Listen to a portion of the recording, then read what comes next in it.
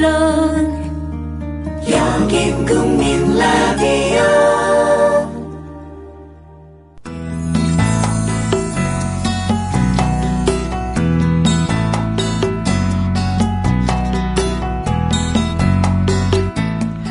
네, 오늘 목요일 아름다운 초대석입니다. 오늘은 서울대교구 정의평화위원회 위원장이신 박동호 신부님 나오셨습니다.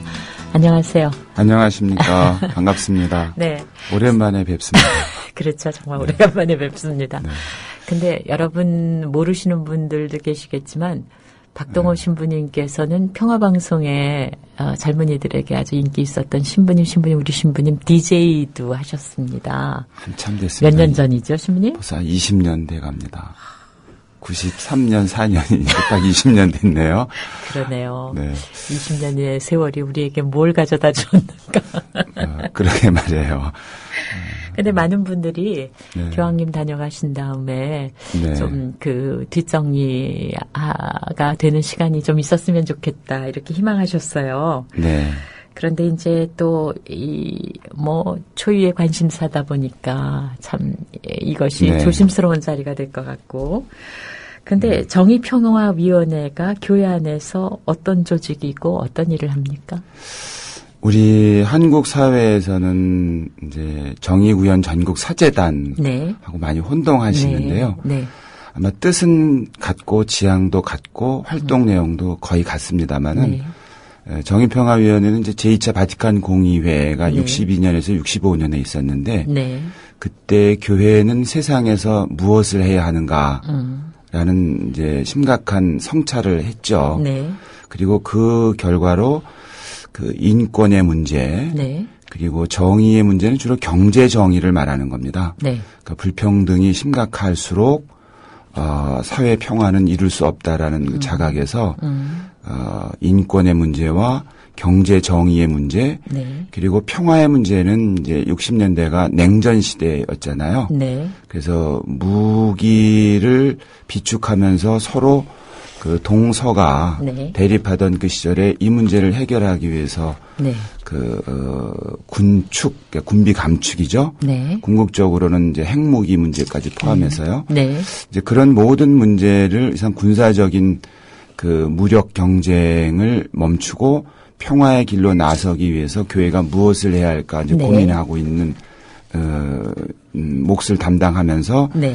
이제 교황청에서 정의평화 평의회를 이제 요한 바오로 6세 때 세우고 네. 각 개별 교회 그러니까 각 교구별로 정의평화위원회를 설치했고 한국 천주교의 경우에는 이제 천주교 주교회의 안에 정의평화위원회가 있고요. 네. 각 교구별로 15개 네. 교구 네. 안에 정의평화위원회를 설치해서 네. 이제 인권의 문제, 경제 정의의 문제, 그리고 평화의 문제에 관해서 교회의 역할을 수행하면서도 또 그 시민사회 단체와 연대함으로써 네.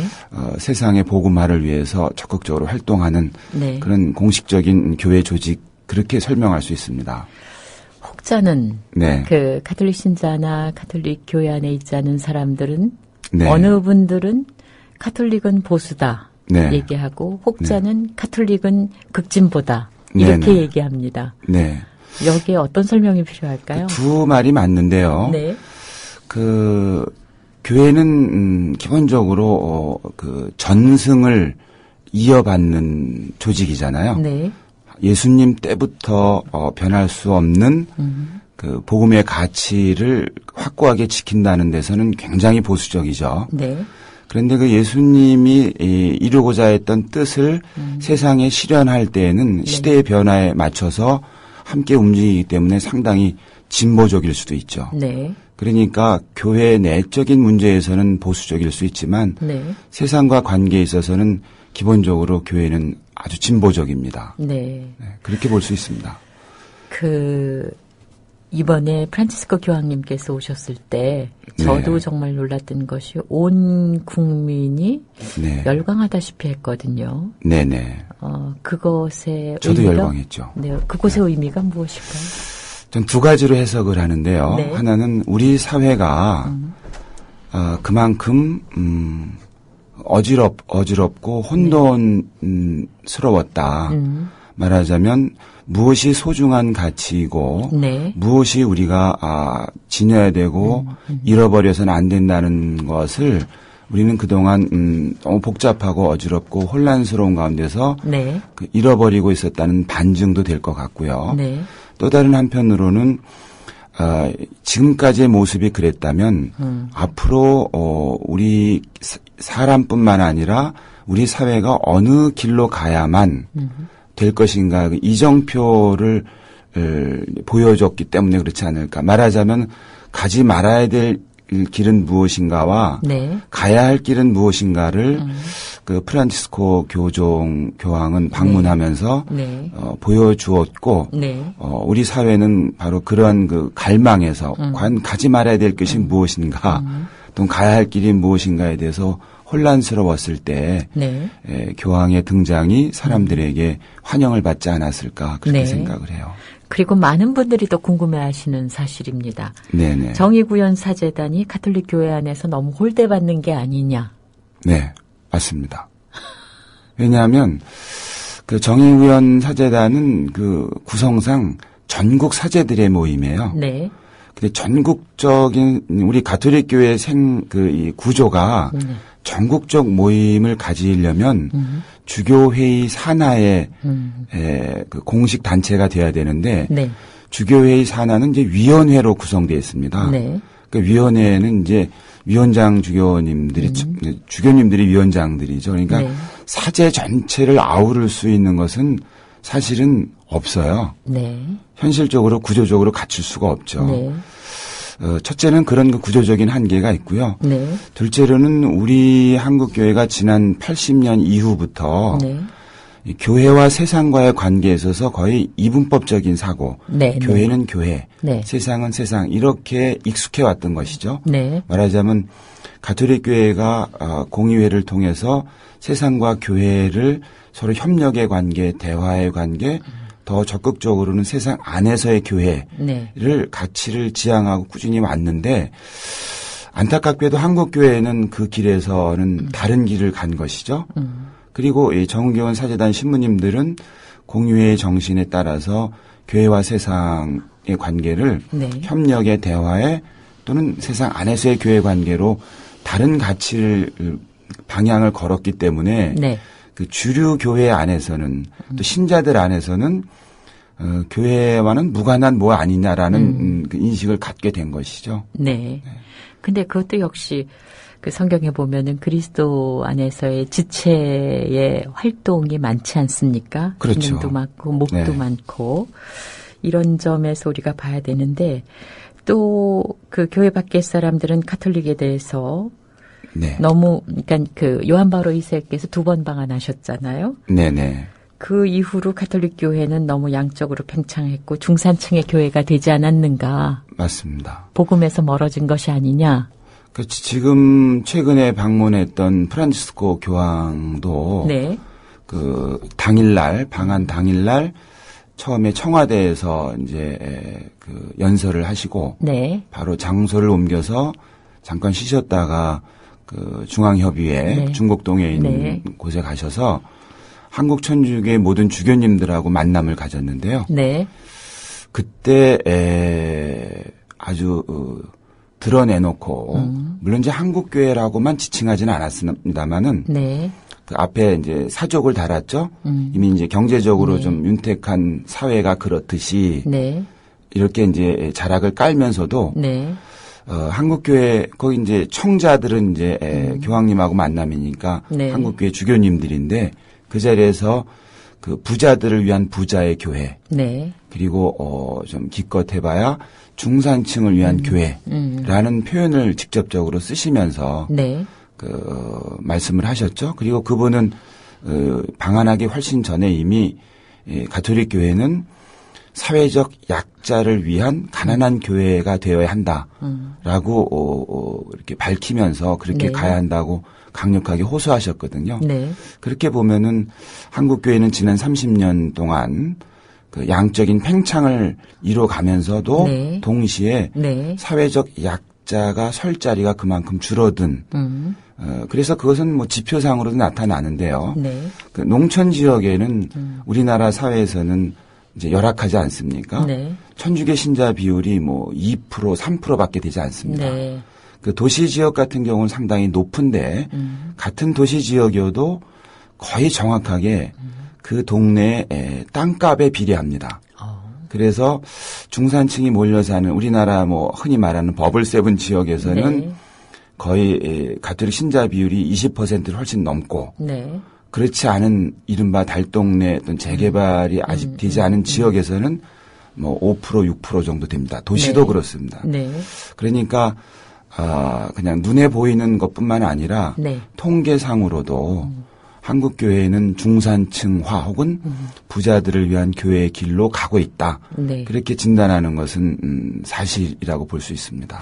그래서 요한 바로 2세 두 번 방한에 뒤이은 신자들의 폭발적인 증가와 마찬가지로 네네. 이번에 프란치스코 교황님이 다녀가신 후에 그분의 지향이나 그 메시지와는 다르게 또 이런 현상이 되풀이되는 것이 아닌가. 저는 그 개인적으로 걱정을 하는데요. 네. 프란치스코 교황이 이제 교황으로 이제 직무를 시작한 지 1년 반이 훨씬 넘었는데 네. 이분의 어떤 강론이라든지 어느 자리에서 연설에 상당한 일관성을 갖고 있는데요. 네. 두 가지인데 그 중에 한 가지가 이 사회가 점점 사회적 약자를 양산하는 사회로 지금 내가고 있다. 그것을 네. 비인간화의 길로 가고 있다고 네. 이렇게 진단을 하면서 네. 사회 안에서 사회적 약자를 포용하는 사회로 전환을 해야 되겠다. 네. 그리고 그 일에 있어서 가톨릭 교회가 주저하지 않고 앞장서야 한다. 네. 그러면서 길거리로 나가서 사회적 약자를 지지하고 공감하고 네. 동행하고 그러면서 혹시 돌을 맞거나 또는 상처를 입거나 또 매를 맞더라도 네. 그것이 가톨릭 교회에는 영광이다. 십자가의 영광이다. 이렇게 호소하거든요. 네. 그런데 한국을 방문했을 때는 그것보다는 어떤 그 환호하고 열광하고 네, 하는 네, 것. 네. 그러니까 저는 이제 가끔 비유를 드는데 그 교황은 손가락을 가리켜서 달을 가리키고 네, 있는데 네, 네, 네. 우리는 달은 안 보고 네. 교황의 얼굴을 보면서 뭐 온화한 교황, 네. 자상한 교황 이렇게 해가지고 네, 네. 마음에 든다. 네, 네. 천주교가 마음에 든다. 이렇게 네. 되면 네. 그거는 오히려 이분을 오히려 그 마케팅으로 활용한 그런 길로 또 가지 않을까 많이 네. 걱정을 하고 또 실제로 그런 조짐도 저는 많이 보고 있습니다. 우리가 교회사 안에서도 네. 그 박해받는 시절에는 교회가 교회다웠지만 네. 오히려 그 로마에서 국교로 인정되고 보호를 받으면서는 거기에 네. 참 당황하지 않았습니까? 그렇습니다. 근데 이런 것을 보면은 우리가 그분이 남기신 어떤 평화의 메시지라든가 그분이 가리키는 것들을 이제 마치 예수님이 부활하신 다음에 승천하신 것처럼 그분이 네네. 가셨단 말이죠. 그렇죠. 그러면은 그것을 우리가 어떻게 생활할 것인가 네.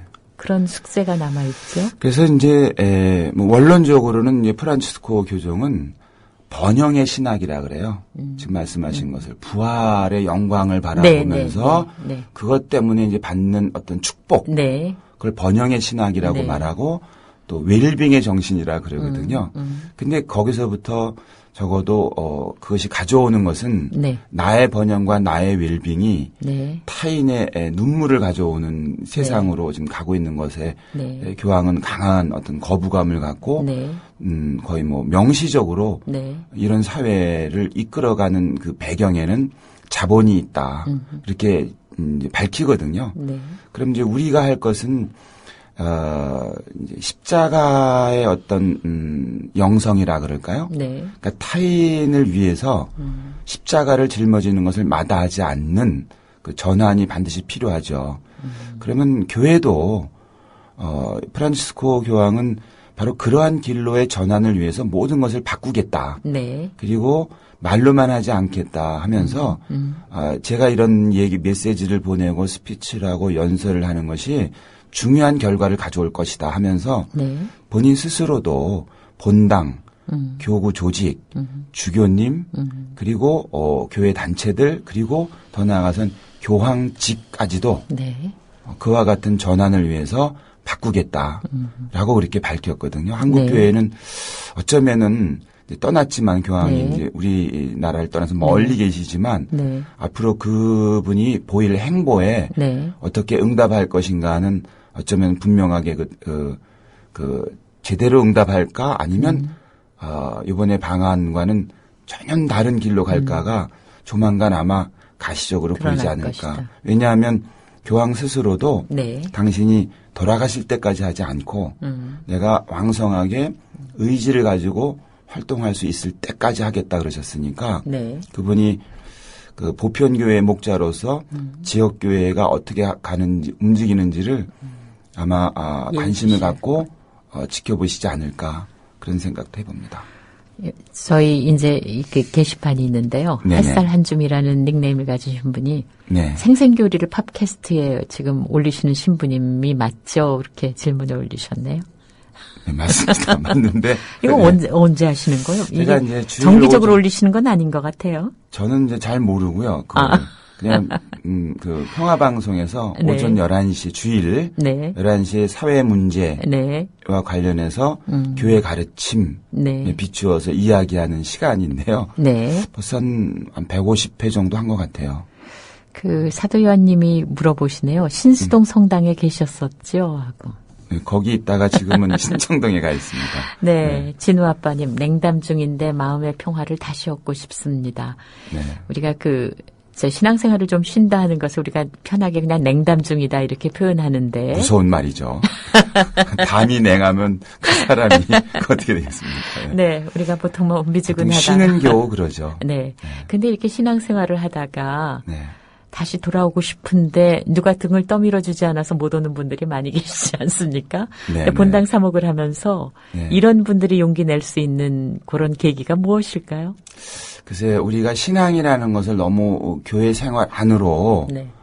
만 제한하게 되면 신앙생활과 비신앙생활이 아주 분명해지잖아요. 그렇죠. 쉽게. 그러나 그 세상 안에서 그 소중한 가치, 네. 이제 교회가 내세우는 소중한 가치는 인간의 네. 존엄함이고 네. 또 공동선, 그러니까 타인의 어떤 선익을 함께 아우르는 거잖아요. 네. 아주 상식적이고 네. 인간의 인간다움이잖아요. 네. 그러니까 신앙생활이라는 걸 좀 더 범위를 넓혀서 네. 교회 생활 안에서만이 신앙생활이 아니라 네. 교회 생활 안에서 할 수 있는 신앙생활에서 힘을 얻어서 네. 가정에서든지 직장에서든지 시장에서든지 사람을 만났을 때 네. 그 사람을 정말로 존중하고 네. 그 사람의 선익을 위해서 내가 조금이라도 애를 쓰면 그것은 하느님한테 바칠 수 있는 아주 귀한 재물이 될 거라고 봅니다. 네. 그런데 혹시 시간적인 여유 때문에 또 교회 생활의 불만 때문에 네. 성당을 찾지 않으시는 분도 계시잖아요. 네. 너무 바빠서 그런 분도 계시고 네. 그런 분들 너무 크게 부담 안 가지셔도 될 것 같아요. 오히려 네. 그 하느님을 향한 마음이라고 꼭 언어상으로 말하지 않더라도 네. 내 옆에 있는 특히 그 옆에 있는 사람이 나보다 약한 사람이라면 네. 그 사람의 약함을 내가 좀 더 보완해 주면 네. 하느님께서는 그 가운데 특히 성령께서는 그를 당신의 몫으로 삼으실 거라고 보거든요. 네. 그러니까 성당 간다 안 간다에 너무 그렇게 마음 써가지고 나는 신앙생활 안 해 이렇게 해서 자책을 안 했으면 좋겠어요. 오히려. 네. 우리나라는 어쨌든 지금 그 세월호를 중심에 두고 지금 모든 일이 흘러가고 있는 것 같습니다. 네. 근데 이 카톨릭 교회도 여기에서 자유롭지 못하고 네. 또 여기에 깊이 관여하고 있기도 하고 또 여기에서 화살을 받기도 하고 이런 경랑 속에 살고 있는데요. 이 네. 부분에 있어서 우리가 이른바 그 여론을 주도해가는 큰 언론에 대해서 주부님 한 말씀 해주시죠. 저는 이제 세월호는 300여 분이 넘는 그 귀한 생명이 어떤 사고라는 표현을 자꾸 쓰지만 네. 사고는 사고일 수 있습니다. 사고는 뭐 언제든지 생길 수 있다고 보는데 왜 그런 일이 일어나는가 중요하고 그다음에 일어난 다음에 네. 우리는 무엇을 했는가도 굉장히 중요하다고 보거든요. 네. 그런데 이제 바로 이 두 가지 왜 그랬을까와 사고가 난 다음에 우리는 무엇을 했는가? 특히 국민의 생명, 인간의 존엄함, 공동선을 지키고 실현해야 될 가장 큰 책임을 가지고 있는 현대 사회에서의 정치 공동체 국가죠. 왜냐하면 돈도 많이 가지고 있고 사람도 많이 운영할 수 있고 법이라는 강제력도 있기 때문에 가장 큰 힘을 가지고 있잖아요. 가장 큰 힘을 가장 소중한 생명을 보호하고 또는 사회의 소중한 가치를 지키는데 쓰라고 우리 시민들은 권력을 위임한 거잖아요. 그러니까 대중매체는 왜 이런 일이 일어났는가 해서 시민들이 올바로 알 수 있도록 그리고 일이 일어난 다음에 우리 시민은 무엇을 했고 정부는 무엇을 했고 무엇이 부족했고 무엇이 앞으로 고쳐야 될 것인가를 소위 말하면 이제 객관적 정보라고 하죠. 우리 교회에서는 그것을 진리, 자유, 정의, 연대를 실현하는 정보, 인포메이션을 대중매체는 시민들에게 전하고 그래야 시민들이 객관적인 정보에 접근함으로써 성찰하고 판단하고 행동할 수 있죠. 그래야만이 한 개인으로서의 삶에서도 책임감이 생기고 한 사회도 주체로서 말이죠. 건강한 사회로 성장할 수 있지 않을까 생각을 합니다. 그 낭만고양이님이 좀 아시나 봐요. 박동호 신부님 오셨군요. 똥호가 아니고 동호예요 하셨던 말씀 기억합니다. 저를 소개할 때 자꾸 박동호 똥호 하니까 이 똥과 동은 근데 어떻게 이게 박동호 신부 좀 어렵죠. 제 탓이 아니고요. 제 부모님이 이름을 그렇습니다. 그런데 이 언론 이제 가톨릭 특별히 이번에 프란치스코 교황님 때문에 그 개신교와 이제 가톨릭에 자꾸 그 비교를 하시고 누구는 오른쪽이다, 누구는 왼쪽이다 이런 식으로 편가르기를 하시는 경우가 많은데 우리가 본질을 봐야 되는 것이 더 중요하지 않나 이런 생각도 드는데요. 자꾸 이러면서 우리가 김산추 형님 말씀을 많이 하시죠. 그런데 그분이 살았던 시대와 지금의 우리를 비교한다면 어떨까요? 적어도 사회의 어떤 성장에 대해서는 제가 이렇게 말씀드리기는 아직 곤란합니다. 그러나 그리스도교, 뭐 천주교와 이제 개신교라고 얘기를 하는데요. 우리 한국 현실이 이 기독교가 가지고 있는 그 정난한 그 미숙함이 그거라고 보는데요. 사실은 기독교라는 용어 자체가 그리스도교의 이제 한자 표현이잖아요. 그리고 그 안에 가톨릭이 있고 또 여태까지는 가톨릭의 입장에서 프로테스탄트라 그랬어요. 그런데 이제 우리 2차 바티칸 공유에서는 이제 프로테스탄트라는 말 용어 자체를 교회가 쓰질 않아요. 말하자면 개신교란 말을 안 쓴다는 얘기죠. 그 대신에 우리는 가톨릭이고 가톨릭이 아닌 다른 그리스도인들을 비가톨릭 그리스도인 이렇게 말합니다. 그러니까 그리스도인이라는 범위가 더 큰 것이죠.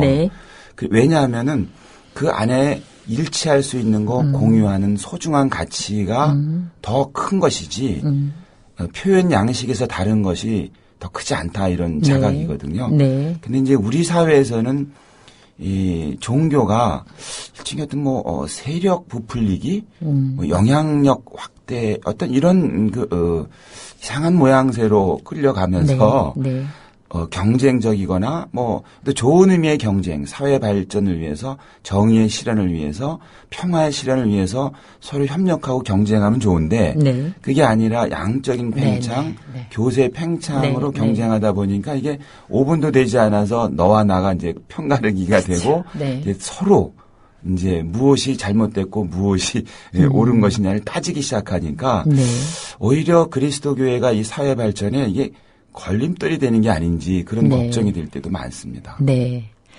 아까 말씀하셨던 것처럼 교황님이 가리키신 방향이 어떤 것인가, 무엇을 가리키시는가를 우리가 이제는 그 숙제를 삼아야 되지. 마치 왜 연예인 아이돌처럼 열광하는 것으로 간다면은 아마 그분도 한국 방민의 의미를 거기에 두시지 않으면 분명하고요. 이렇게 된다면은 사실은 교황님이 와서 말씀하신 거나 행동하신 것은 이미 성경에 거의 다 그럼요. 나와 있는 건데 우리가 네. 무심하게 살았던 걸 다시 깨우쳐 주신 거죠. 그럼요. 이 프란치스코 교황은 독특한 분이 아닙니다. 성경에도 분명히 예수님이 가신 길이 있고 네. 또 2차 바티칸 공의회가 고백한 내용들이 있고 네. 그것을 이어가는데요. 네. 본인은 이제 프란치스코 교황은 본인이 스스로를 고백하기를 나는 이 땅에서 하나의 사명입니다. 네. 그러니까 하느님의 도구에 불과합니다. 이런 뜻이죠. 네. 그런데 이제 우리는 어떤 이벤트로 만들어서 해프닝으로 만들어서 네. 확 불살라서 띄운 다음에 네. 그런 다음에 마치 아무 일도 없었다는 듯이 끝. 네. 이렇게 되면 아주 곤란하죠. 그러면 네. 그 교황을 따뜻하게 맞이한 게 네. 아니라 네. 뭐라 그럴까 모욕했다 그럴까요? 네. 그럴 수도 있다고 봅니다. 결과적으로는요. 그래서는 안 되겠죠. 네. 그분은 분명 우리에게 잊고 살았던 것을 깨우쳐 주시고 네. 인간답게 그리고 사랑으로 사는 것이 무엇인가를 다시 한번 깨우쳐 주시고 떠나셨습니다. 그래서 많은 분들이 열광하시고 그런 부분에는 나도 그렇게 살고 싶다는 열망이 있으신 거겠죠. 네, 오늘 아름다운 초대석 서울대교구 정의평화위원회 위원장으로 일하시는 박동호 신부님 모셔서 말씀 들었습니다. 나와주셔서 고맙습니다, 신부님. 네, 고맙습니다. 재밌었습니다. 네.